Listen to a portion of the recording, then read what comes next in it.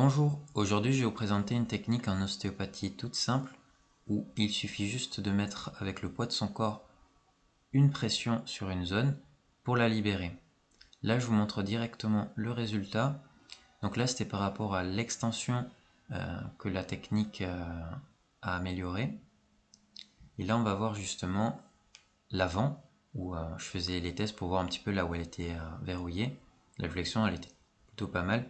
Et c'est sur l'extension où là ça verrouillait un petit peu, ça coulissait plus en fin de mouvement. Et donc là on va voir ensemble comment on fait pour libérer. Du coup pour libérer la zone, il faut que je vous parle d'abord des conditions pour la trouver. C'est quand vous posez les mains sur la personne, il faut trouver des zones qui entraînent un relâchement global pour le corps. Une fois que vous avez trouvé ces zones-là, vous mettez les mains dessus ou les mains du patient directement, car ça marche aussi, et vous refaites les mouvements où vous avez trouvé que la personne était coincée ou en restriction. Si, avec l'appui, il n'y a plus de gêne ou de restriction, le test est positif et vous pouvez faire la technique. Du coup, pour la réalisation de la technique, il faut de bons appuis et utiliser le poids de son corps.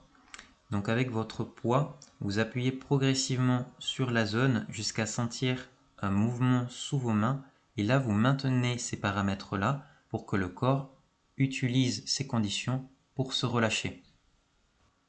Pour savoir quand c'est fini, il y a plusieurs actions possibles, mais il y a un point commun à toutes, c'est que initialement vous ressentiez un relâchement global, là maintenant il n'est plus présent. Et un autre élément qui revient souvent, c'est que sous vos doigts ça vous repousse. Quand c'est le cas, vous arrêtez, tout simplement.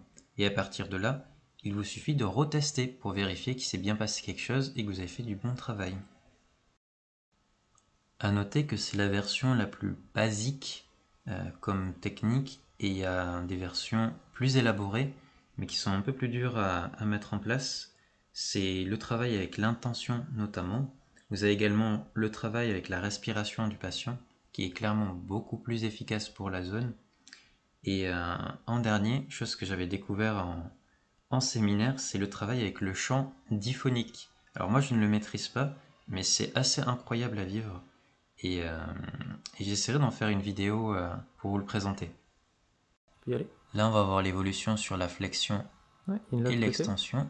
Et là, vous voyez que c'est beaucoup plus fluide au niveau de l'exécution. Et là, je vous remets l'avant-après. Nickel. Au revoir.